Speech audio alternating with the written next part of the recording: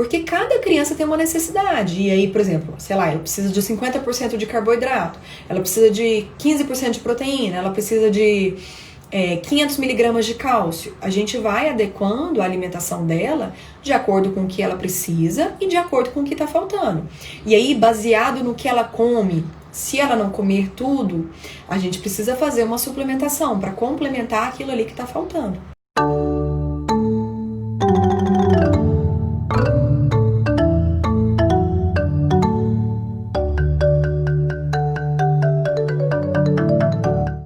Posso iniciar BLW aos 6 meses? Fiz o corte da pera certinho, um pedaço desprendeu e minha filha engasgou. Estou com medo.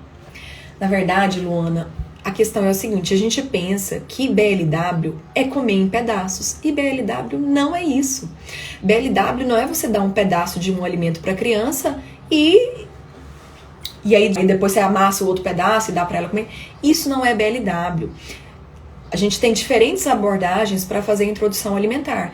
E aí eu vou tentar trazer, como todo mundo fala já de muita coisa, eu vou tentar trazer para vocês novidades. Estudos recentes, umas abordagens diferentes para vocês entenderem mais, tá? Então, BLW não é ofertar em pedaços, né? BLW é uma abordagem.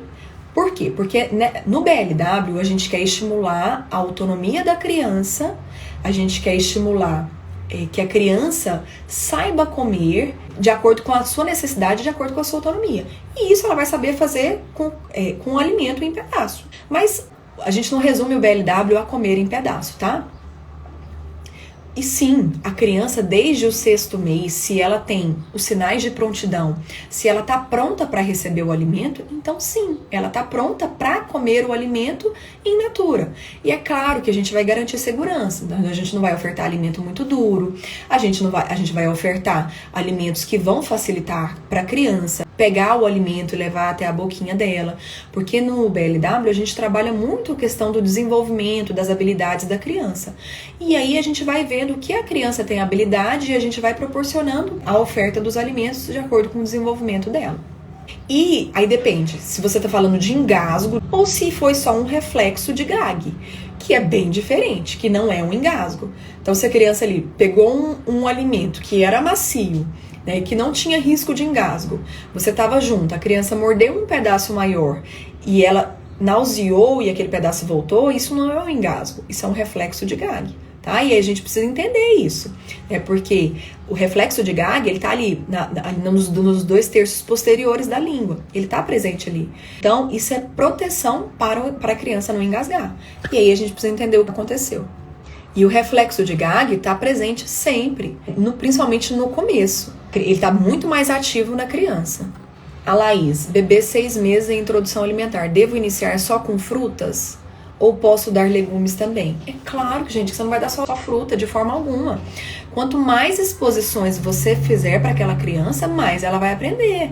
E a gente precisa trabalhar todos os sabores, todas as texturas, né? A gente não fica trabalhando só no sabor doce, a gente vai pro amargo também. Criança que tem um problema na mastigação, de fato é uma criança que vai ter uma maior dificuldade, porque ela não tem essa habilidade de comer. E aí ela vai precisar de ajuda para aprender a mastigar, tá? A Pati. Minha filha tem 4 anos, ela está substituindo as refeições principais pelos lanches. Lancha fruta, iogurte e pão integral. Levo para cozinhar comigo, faz a salada, mas só belisca a comida. É por isso, porque você está levando ela para fazer a comida com o intuito dela experimentar. E aí a criança não vai querer. Leva ela para fazer a comida, mas no intuito de brincadeira, em momentos separados da refeição. E aí, se ela está substituindo a refeição, é porque você substitui. E quem define o que ela vai comer é você, e não ela. Então, a gente precisa ajustar esse comportamento. A Paula, minha filha comia de tudo após uma intolerância grave à lactose, teve que fazer uma dieta muito rígida. Hoje ela está melhor, porém a dificuldade hoje é grande. Ela tem 3 anos e meio.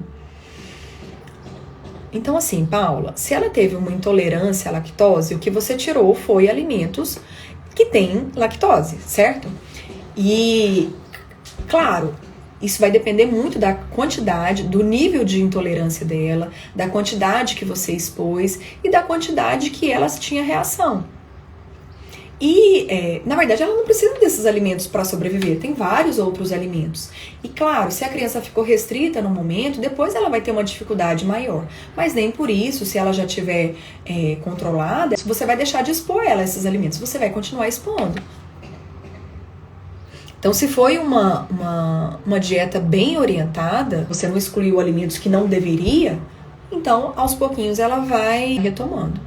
A Elaine, o que você sugere de café da manhã e lanche da tarde? Ela gosta muito de tapioca com ovo, 1 ano e 10 meses. É porque aqui vocês estão pensando em refeições separadas. Mas eu nutricionista, os nutricionistas, o que a gente faz? A gente calcula a necessidade da criança e dentro da necessidade do que ela come, a gente vai incluindo os alimentos dentro das refeições. E a gente não pensa numa única refeição, a gente pensa no todo. Por quê? Porque eu não sei o que sua filha come no restante do dia. Eu não sei o que está faltando mais de nutriente para ela. A gente faz os ajustes na alimentação da criança baseado nisso. Baseado no que a criança come, na variedade que ela come, na rotina dela. E aí a gente vai incluindo os alimentos de acordo com as necessidades dela, porque cada criança tem uma necessidade diferente. E a necessidade vai depender do peso da sua filha, da altura dela, do nível de atividade física, depende de uma série de fatores, das restrições que ela tem. E aí a gente faz o cálculo das necessidades dela baseado nisso, que aí a gente trabalha com os micronutrientes e os macronutrientes. Porque cada criança tem uma necessidade. E aí, por exemplo, sei lá, ela precisa de 50% de carboidrato, ela precisa de 15% de proteína, ela precisa de 500 miligramas de cálcio. A gente vai adequando a alimentação dela de acordo com o que ela precisa e de acordo com o que está faltando. E aí, baseado no que ela come, se ela não comer tudo, a gente precisa fazer uma suplementação para complementar aquilo ali que está faltando. E assim a gente trabalha cada criança de forma isolada. Então não é uma refeição em específico. Eu não posso sugerir uma refeição se eu não sei o contexto da alimentação da sua filha. O café da manhã da introdução alimentar é só uma fruta ou já no começo posso colocar um ovo? Olha, eu gosto de começar de forma gradativa, né? Então primeiro a gente começa com os alimentos mais in natura para depois começar com receitinhas. Mas vai depender muito de cada criança, da aceitação de cada criança, tá? A Luana, por que não começar a primeira semana de introdução alimentar com todas as refeições? Mas quem disse que não pode?